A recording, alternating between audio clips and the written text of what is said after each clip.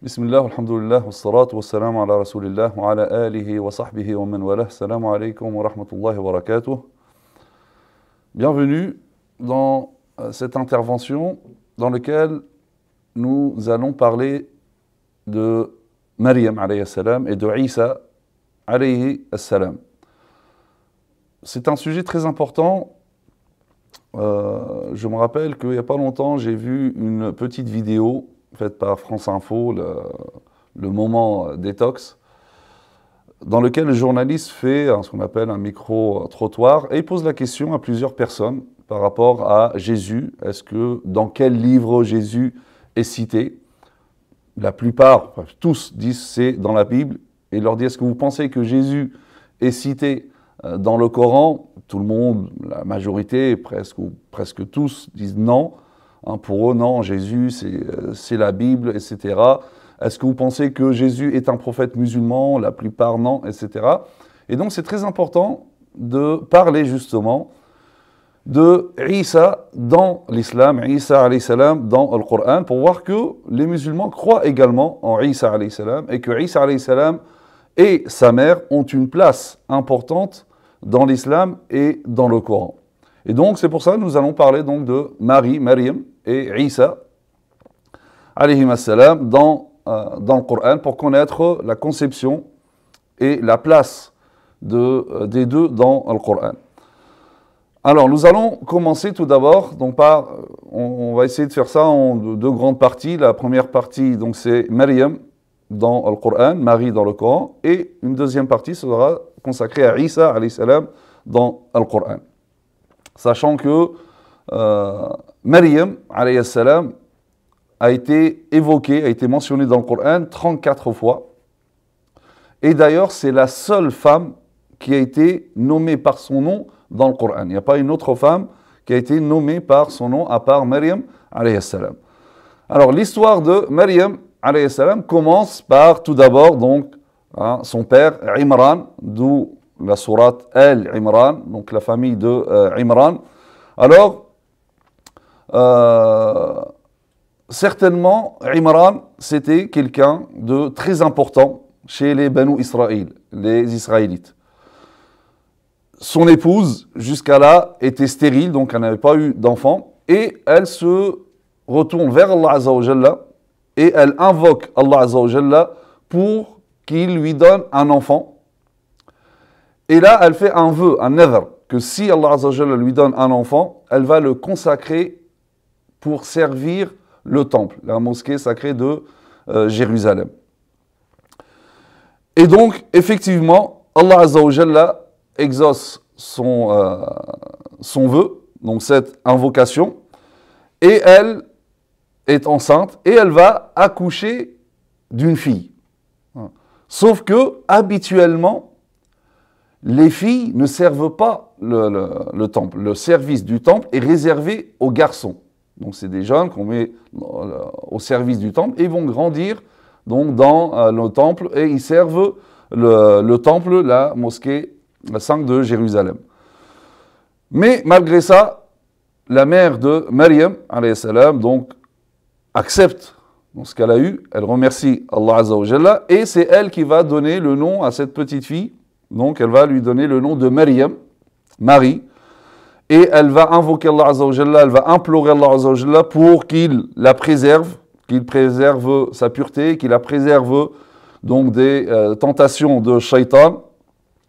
Et elle demande à Allah Azza wa Jalla d'accepter donc ce don qu'elle fait pour le temple, pour qu'elle serve le temple, et que sa fille soit donc au service du temple. Et finalement, Allah Azza wa Jalla, donc Dieu accepte cela, donc que Marie serve le temple, et il va la faire grandir dans la pureté et dans la vertu.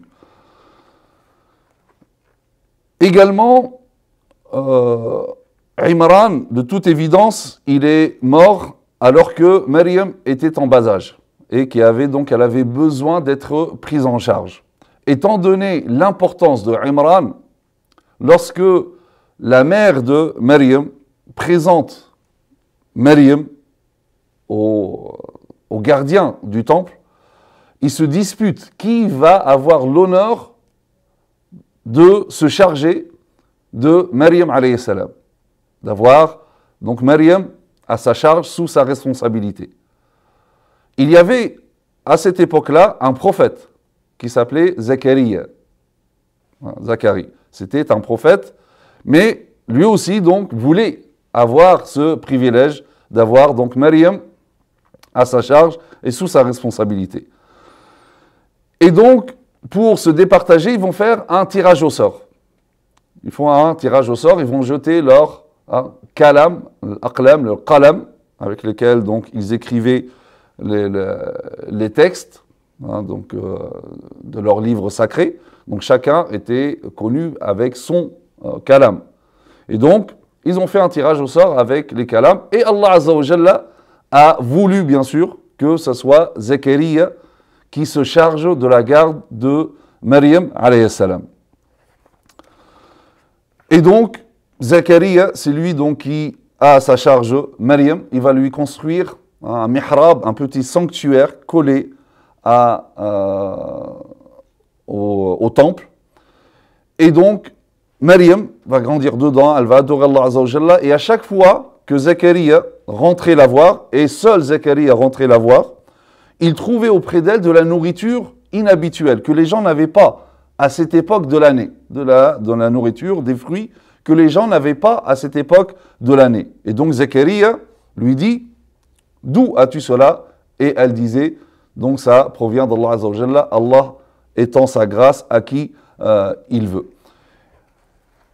Alors, bien sûr, à chaque fois, nous allons laisser le Coran parler et nous parler de cette histoire. Allah Azza wa Jalla dit, بعد أعوذ بالله من الشيطان الرجيم إذ قالت امرأة عمران رب إني نذرت لك ما في بطني محررا فتقبل مني إنك أنت السميع العليم فلما وضعتها قالت رب إني وضعتها أنثى والله أعلم بما وضعت وليس الذكر كالأنثى وإني سميتها مريم وإني أعيذها بك وذريتها من الشيطان الرجيم فتقبلها ربها بقبول حسن وأنبتها نباتا حسنا وكفلها زكريا كلما دخل عليها زكريا المحراب وجد عندها رزقا قال يا مريم أنى لك هذا قالت هو من عند الله إن الله يرزق من يشاء بغير حساب. Donc Allah nous dit, rappelle-toi quand la femme de Imran dit Seigneur, je t'ai voué en toute exclusivité ce qui est dans mon ventre. Accepte-le donc de moi, c'est toi certes l'audient et l'omniscient. Puis lorsqu'elle en eut accouché, elle dit Seigneur, voilà que j'ai accouché d'une fille. Or Allah savait mieux de ce dont elle avait accouché. Le garçon n'est pas comme la fille. Enfin, le garçon n'est pas comme la fille. Ici, c'est par rapport au service du temple. Donc ici, malheureusement, il y a certaines personnes qui utilisent ce verset d'une manière complètement erronée, fausse, en prétendant que, soi-disant, l'homme serait supérieur à la femme. Parmi leurs justifications, c'est cette partie de ce verset. Le garçon n'est pas comme la fille. Donc déjà, dans la formulation, il n'y a aucune supériorité du garçon par rapport à la fille. Quand on dit un tel n'est pas comme un tel, ça ne veut pas dire que le premier est supérieur au deuxième, ou d'ailleurs que le deuxième soit supérieur au premier. C'est-à-dire qu'ils sont différents, tout simplement. Donc différent, donc, ne veut pas dire supérieur ou inférieur. Deuxièmement, l'erreur, c'est d'isoler cette partie du texte de l'ensemble de l'énoncé, ce qu'on appelle le siyaq, et d'essayer de comprendre donc cette expression isolément de l'ensemble de l'énoncé. Et ça, c'est une erreur, parce que lorsqu'on lit l'ensemble, on remet cette phrase dans l'ensemble de l'énoncé, là, donc Dieu parle par rapport au service du temple, que pour servir le temple, à l'époque, donc le garçon, c'est pas comme la fille. Voilà tout simplement ce que dit le verset. Donc ensuite, Dieu nous dit que la mère de Maryam, elle dit « Je l'ai nommée Maryam et je la place ainsi que sa descendance sous ta protection contre le diable, le banni. » Son Seigneur l'agréa, il agréa Maryam du bon agrément, la fit croître en belle croissance et il en confia la garde à Zacharia. Chaque fois que celui-ci entrait auprès d'elle dans le sanctuaire, il trouvait près d'elle de la nourriture. Il dit, ô Maryam, d'où te vient cette nourriture? Elle dit, cela me vient d'Allah, il donne certes la nourriture à qui il veut.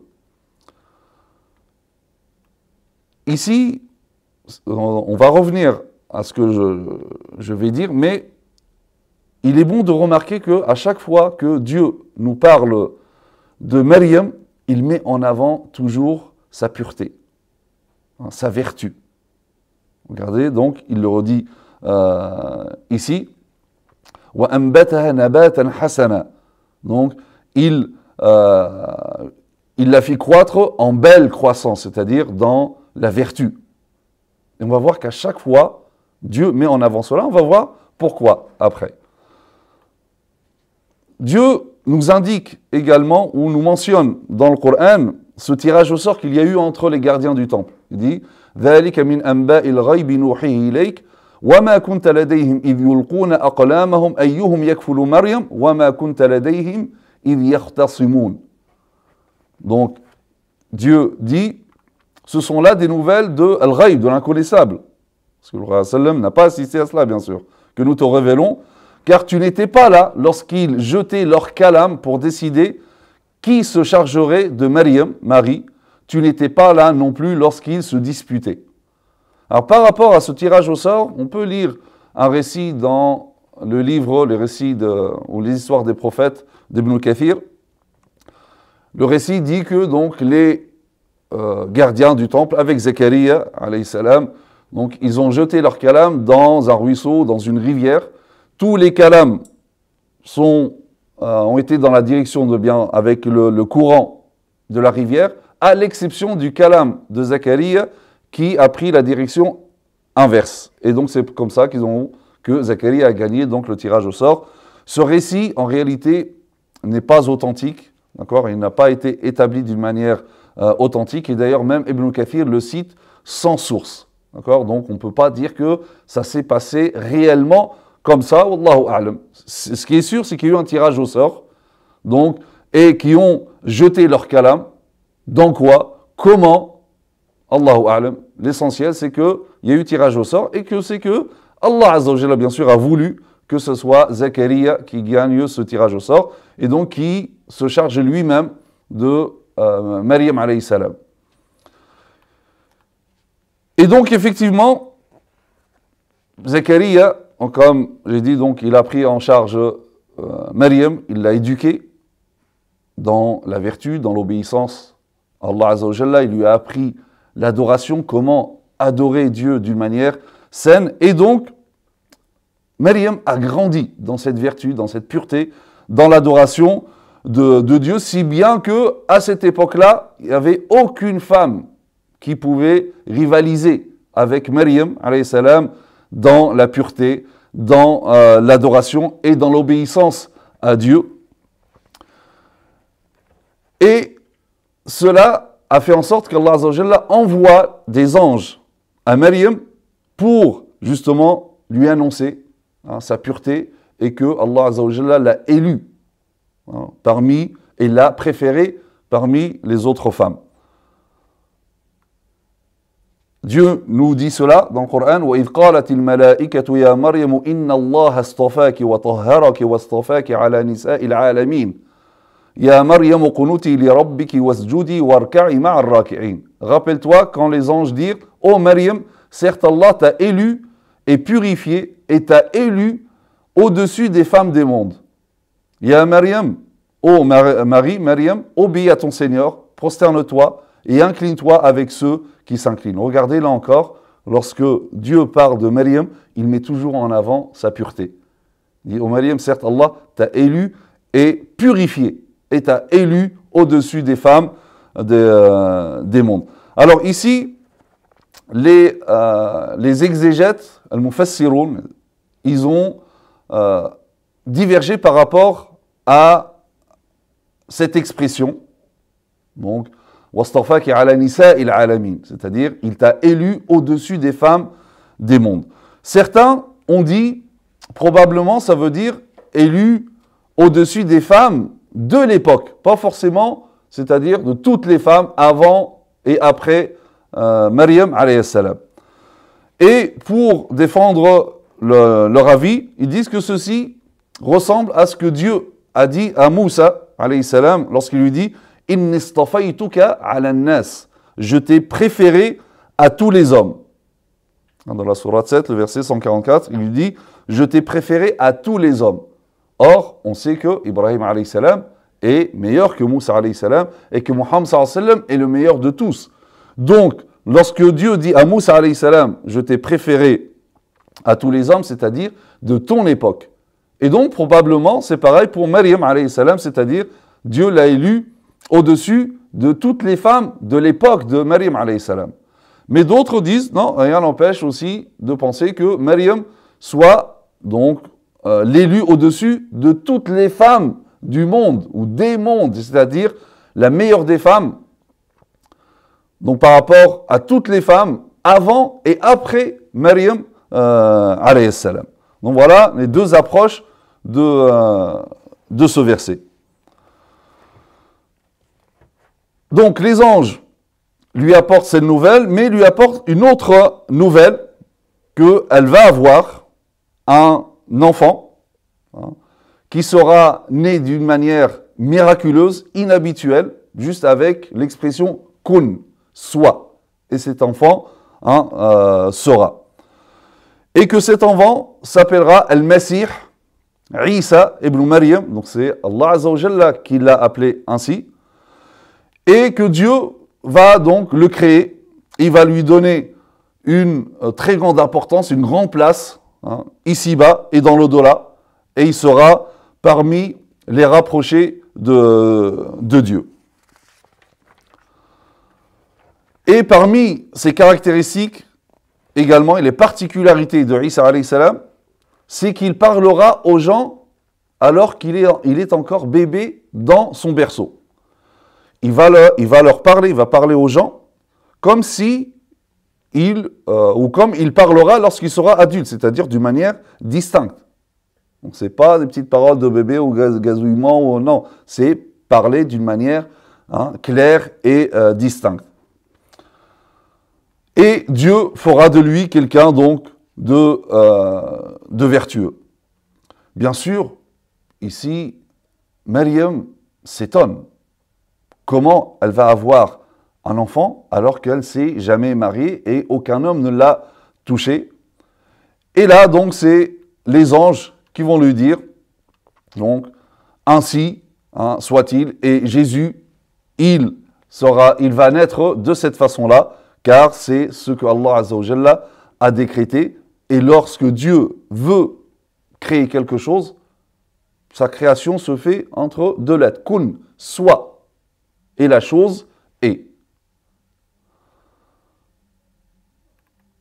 Dieu nous dit إذ قالت الملائكة يا مريم إن الله يبشرك بكلمة منه اسمه المسيح عيسى بن مريم وجيها في الدنيا والآخرة ومن المقربين ويكلم الناس في المهد وكهلا ومن الصالحين قالت ربي أن يكون لي ولد ولم يمسسني بشر قال كذلك الله يخلق ما يشاء إذا قضى أمرا فإنما يقول له كن فيكون. Rappelle-toi quand les anges dirent « Ô Maryam, voilà qu'Allah t'annonce une parole de sa part. Son nom sera Al-Masih, le Messie. Isa, Jésus, fils de Maryam, Marie, illustre ici-bas, comme dans l'au-delà, est l'un des rapprochés de Dieu. Il parlera aux gens dans le berceau et en son âge mûr, c'est-à-dire qu'il parlera dans le berceau, tout comme il leur parlera en son âge mûr. Et il sera du nombre des gens de bien. Elle dit, Seigneur, comment aurais-je un enfant alors qu'aucun homme ne m'a touché? C'est ainsi, dit-il, Allah crée ce qu'il veut. Quand il décide une chose, il lui dit seulement, soit kun, et elle est aussitôt. Kun fayakun.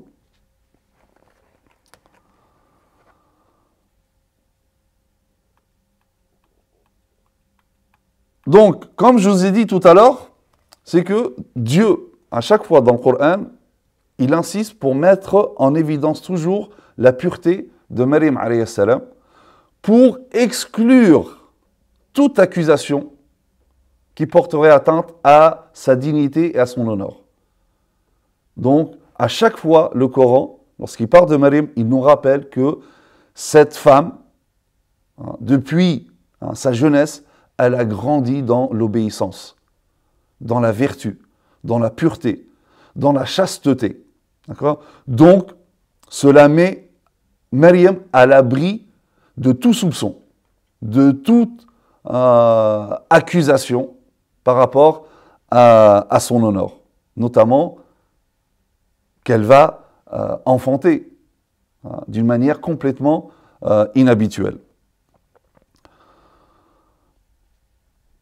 Donc Maryam, qui a consacré sa vie à l'adoration de Dieu et au service du temple, à un moment donc, elle s'écartait, à s'éloigner de sa famille, des gens pour adorer Dieu. Et un jour, lorsqu'elle était éloignée, à un endroit, comme nous dit le Coran, vers l'est, là, l'ange Gabriel vient la voir, sous la forme d'un être humain. Donc elle était seule, éloignée, en voyant cet être humain qui vient, et elle le pense, un simple être humain, et donc là, elle est prise de peur, de panique. Elle lui dit, je recherche protection auprès de Dieu contre toi, contre ton mal, et je recherche protection auprès de Dieu pour qu'il préserve ma pureté et ma chasteté. Si tu es quelqu'un qui craint Dieu, alors éloigne-toi de moi. Et là, l'ange Gabriel lui dit, en fait, je ne suis pas un être humain, comme tu le penses, mais je suis venu faire en sorte que tu aies un enfant. Regardez, dans les premiers versets que j'ai cités, les anges ont annoncé la nouvelle qu'elle va avoir un enfant. Là, l'ange Gabriel est venu pour la réalisation de cette nouvelle. Bien sûr, elle est toujours autant étonnée. Comment je vais avoir un enfant alors que aucun homme ne m'a touché et que je ne suis pas une prostituée. Et donc, pareil, l'ange Gabriel donc, lui dit que les choses se feront ainsi comme Dieu l'a décrété, et donc que Dieu va créer cet enfant, donc sans père, et que le créer sans père, c'est quelque chose de facile pour Dieu, et cela manifestera la toute-puissance de Dieu. De même que cet enfant sera une miséricorde pour quiconque va croire en lui et va être guidé selon ses enseignements.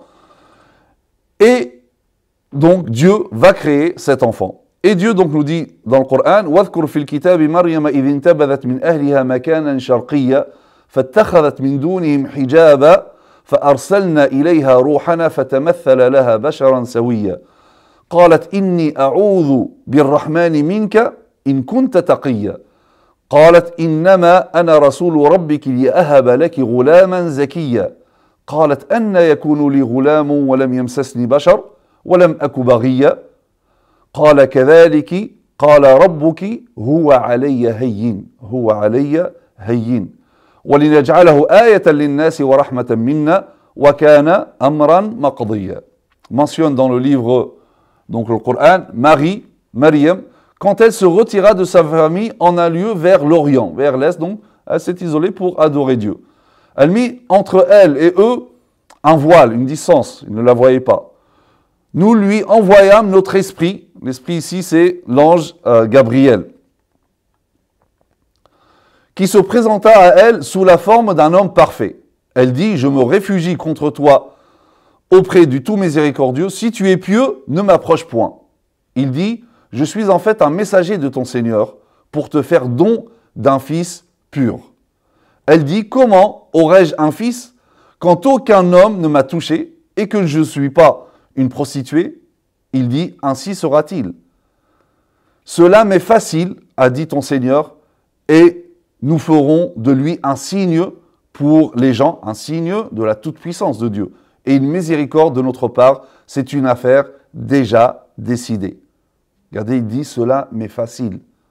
Ça, c'est très important dans le sens où, regardez, Maryam, alayhi salam, pour elle, avoir un enfant sans père, c'est impossible. Et si Dieu lui répond, il n'y a rien qui est impossible par rapport à Dieu. Car ce que toi, tu penses être impossible, insurmontable, hein, Dieu te dit, Huwa alayya hayyin, cela m'est facile. Donc, quelles que soient les choses que tu peux rencontrer dans ta vie, ne te dis jamais que ça, non, c'est impossible, c'est insurmontable, donc c'est même pas la peine d'invoquer Dieu, de se tourner vers Dieu, parce que là, c'est vraiment une situation impossible. Ne te dis jamais ça. Ce que toi, tu penses être impossible, insurmontable, irréalisable, etc., sache qu'auprès de Dieu, ce n'est rien. Huwa, Dieu, toi tu dis c'est impossible, lui te dit Huwa alayya hayyin. Hein, cela m'est facile. Donc n'hésite pas. Hein, réfugie-toi toujours auprès d'Allah Azza wa Jalla et demande son soutien dans n'importe quelle situation. Hein, toute chose insurmontable devient possible avec l'aide d'Allah Azza wa Jalla. Dieu nous dit également والتي أحصنت فرجها فنفخنا فيها من روحنا وجعلناها وابنها آية للعالمين. Et celle, yani Maryam, qui avait préservé sa chasteté. Donc regardez, toujours Allah Azza wa Jalla fait mention de la pureté de Maryam alayhi salam. Nous insufflâmes en elle un souffle de vie venant de nous et fîmes d'elle ainsi que de son fils un signe, c'est-à-dire un miracle pour l'univers. Alors ici, par rapport à ce verset, il dit « فَنَفَخْنَا فِيهَا » nous insufflâmes en elle un souffle de vie. فَنَفَخْنَا فِيهَا مِنْ رُوحِنَا.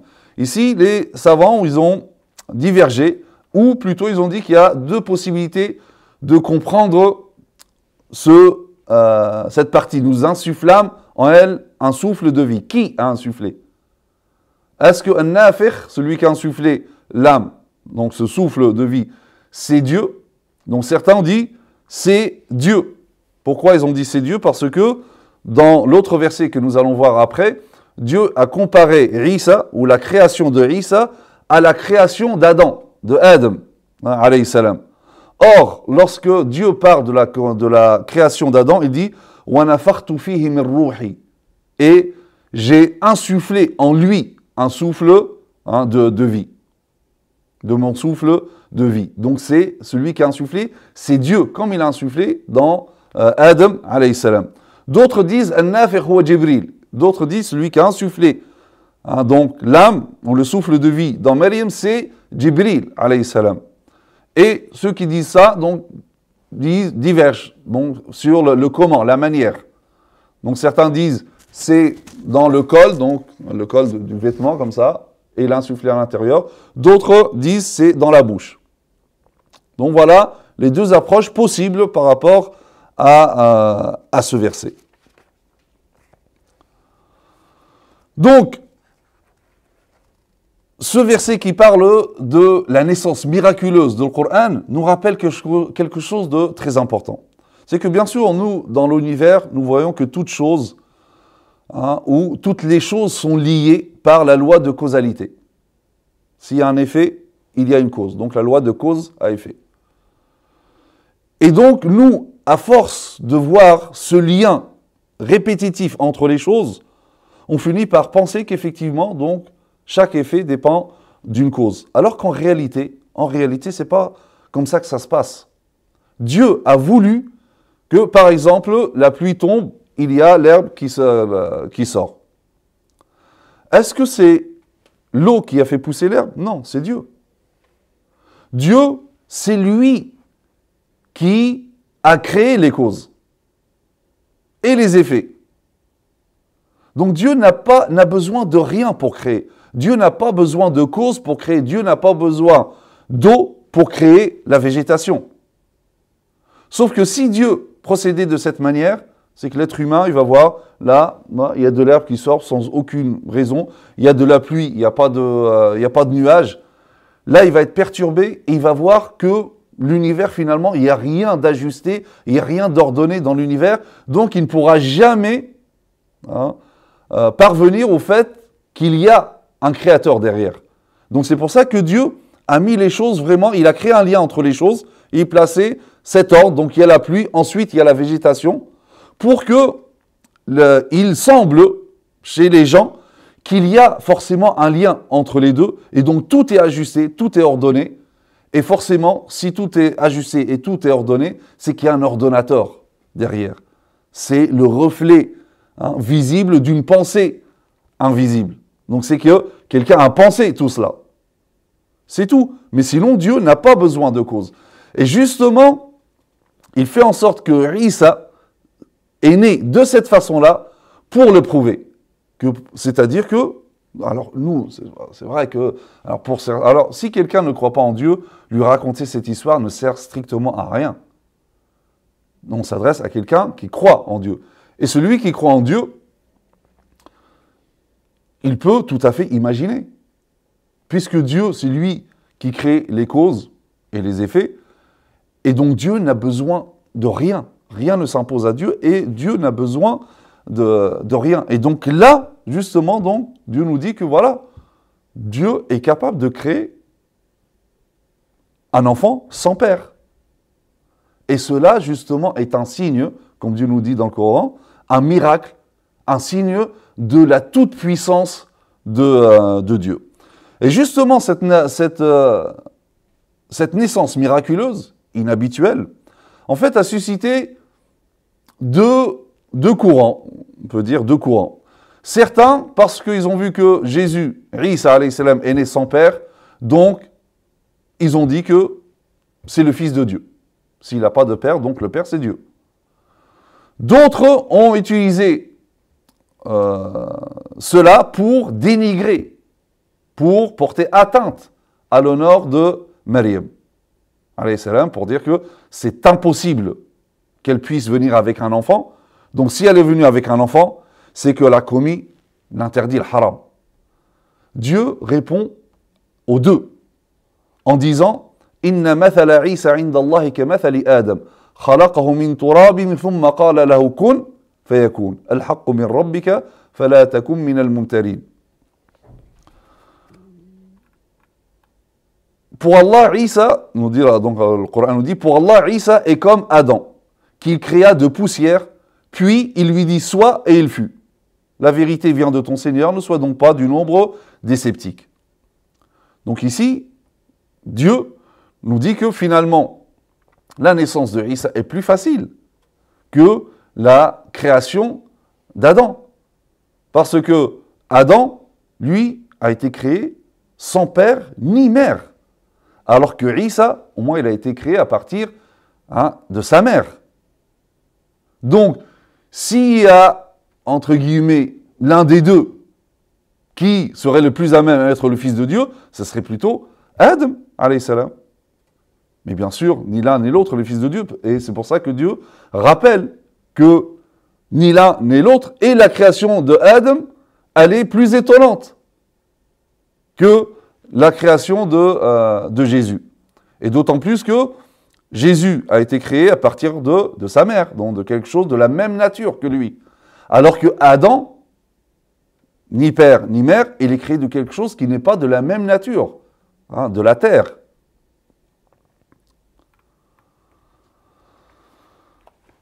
Alors, bien sûr, Maryam alayhi salam tombe enceinte, et déjà, elle commence à imaginer la réaction des gens. Qu'est-ce qu'ils vont dire en le voyant déjà enceinte, avant même qu'elle accouche, cette femme, la Vierge, connue pour sa piété et qui n'est pas mariée.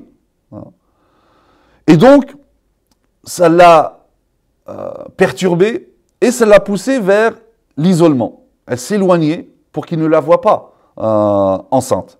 Donc, elle s'est réfugiée à un endroit éloigné et elle s'est mise à l'abri des regards.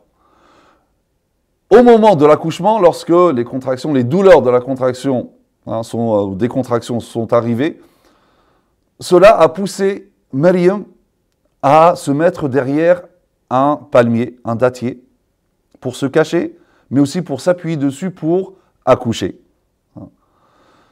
À ce moment-là, lorsqu'elle commence, lorsque les contractions arrivent, là encore, elle imagine la réaction des gens lorsqu'ils vont apprendre qu'elle a eu un enfant. Et de quoi ils vont la taxer, etc., etc. Et donc là, elle se dit, si seulement elle n'avait jamais existé, si seulement on l'oubliait, comme si elle n'avait jamais existé. Mais là, l'ange Gabriel donc, va la réconforter en lui disant, elle va entendre une voix en dessous d'elle qui va la réconforter, qui va lui dire de ne pas s'attrister et que Dieu a fait couler pour elle un ruisseau, une petite rivière, et il lui demande de pousser, faire un geste, donc pour pousser le tronc de l'arbre, hein, de secouer le tronc d'arbre, et des dattes fraîches vont descendre pour elle, pour bien sûr reprendre de l'énergie. Et il lui dit qu'il ne faut pas s'en faire par rapport à ce que disent les gens, et il lui donne ce commandement.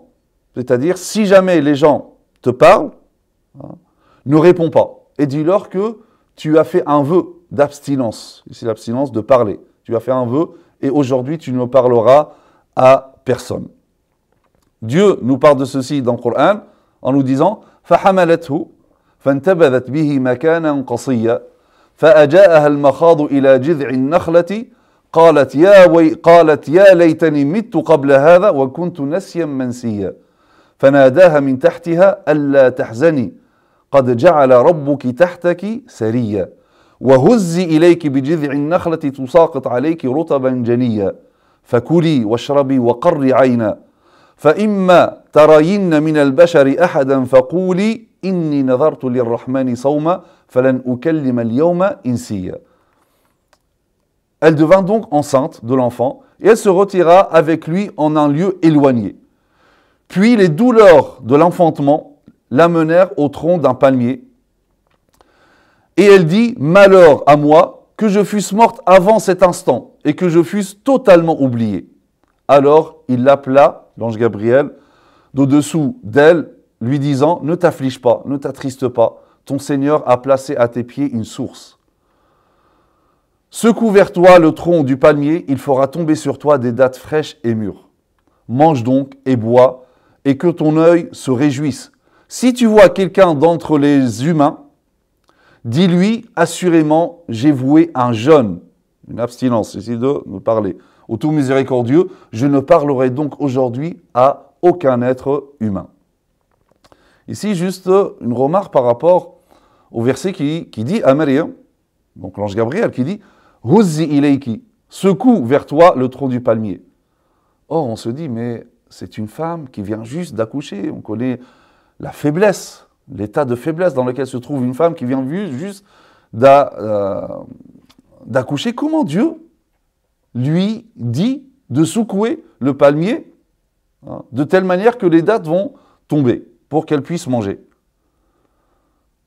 Ici, certainement, ce n'est pas le geste de secouer qui va faire tomber les dattes.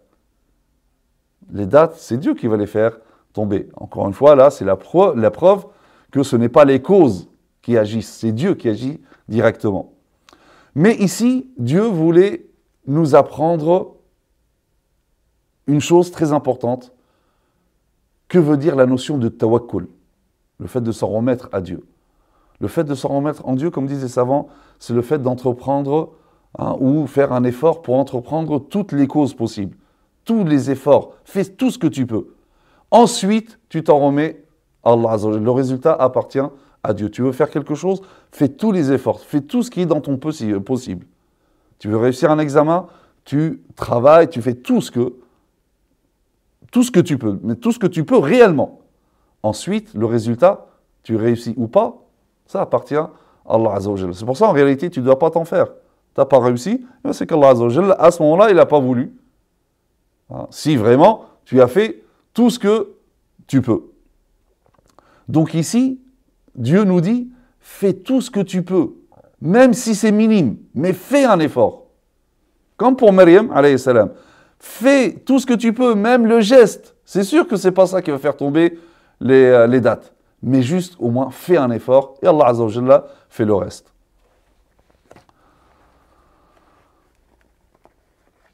Alors, bien sûr, lorsque Maryam arrive avec l'enfant, là, tout le monde est étonné. Comment elle peut avoir un enfant alors qu'elle n'est pas mariée?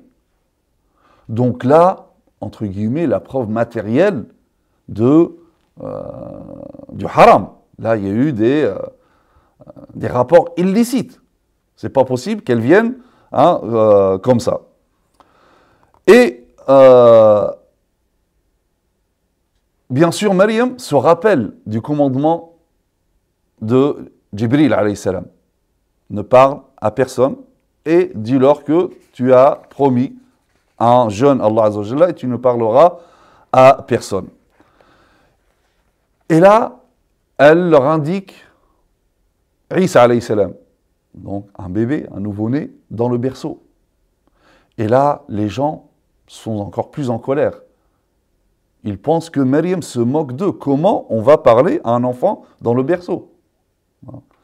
Mais là, Allah Azza wa Jalla a voulu que cet enfant, et là c'est l'un des miracles de Jésus, il parle dans le berceau pour innocenter sa mère et apporter donc la preuve irréfutable de l'innocence de sa mère.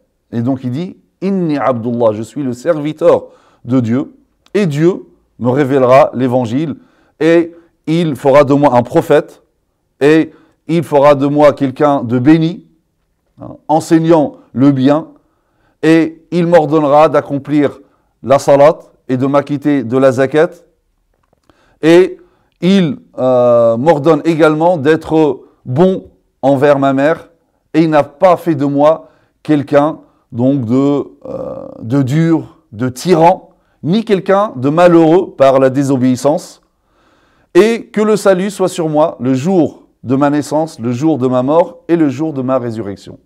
Dieu effectivement nous dit فأتت به قومها تحمله قالوا يا مريم لقد جئت شيئا فريا يا أخت هارون ما كان أبوك امرأ سوء وما كانت أمك بغيا فأشارت إليه قالوا كيف نكلم من كان في المهد صبيا قال إني عبد الله آتاني الكتاب وجعلني نبيا وجعلني مباركا أينما كنت وأوصاني بالصلاة والزكاة ما دمت حيا وبرا بوالدتي ولم يجعلني جبارا شقيا والسلام علي يوم ولدت ويوم أموت ويوم أبعث حيا. Puis elle vint auprès des siens en portant le bébé. Ils dirent « Oh Maryam, tu as fait une chose monstrueuse.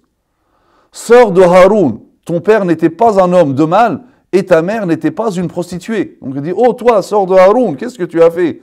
Ton père n'était pas quelqu'un de mal et ta mère n'était pas prostituée. » Alors là, les savants ont dit, par rapport à ce Haroun, c'est qui? La majorité des exégètes disent que Haroun, en fait, c'est pas le prophète Haroun, le frère Aaron est le frère de Moussa alayhi salam, mais c'est un homme vertueux connu pour son adoration. Et tellement Maryam était adoratrice de Dieu, donc on comparait Maryam à cet homme vertueux qui s'appelle Haroun. Donc voilà le sens de sœur de Haroun. Ça ne veut pas dire que il y avait, comme certains disent ça, c'est une erreur dans le Coran, il dit que c'est,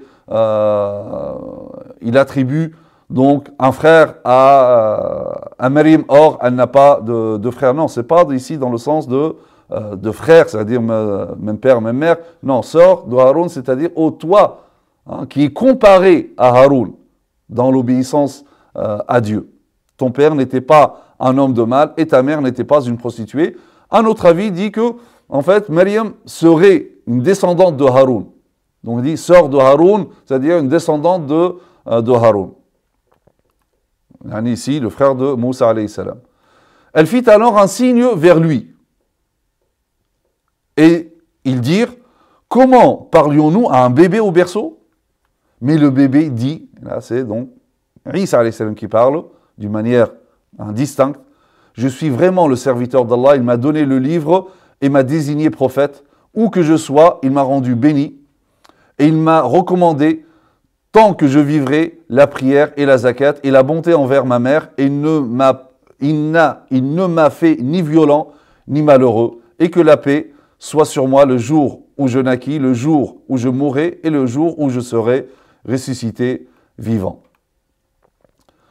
Donc voilà, Isa alayhi salam est né Et donc, il va grandir alors sur la jeunesse, l'enfance de Isa alayhi salam. On n'a rien d'authentique par rapport à cela. Donc voilà la première partie donc, qui nous parle de Maryam alayhi salam, donc la pure, hein, la chaste, la vierge Maryam. Et voici aussi donc l'histoire de cette naissance miraculeuse, comme nous le raconte Al-Qur'an. Donc on va s'arrêter là pour cette première partie et on continuera donc dans une autre vidéo, la deuxième partie, qui est consacrée à Isa alayhi salam. Barakallahu fikum wa subhanaka Allahumma bihamdik. نشهد أن لا إله إلا أنت نستغفرك ونتوب إليك وصلى اللهم على سيدنا محمد وعلى آله وصحبه وسلم تسليما والسلام عليكم ورحمة الله وبركاته.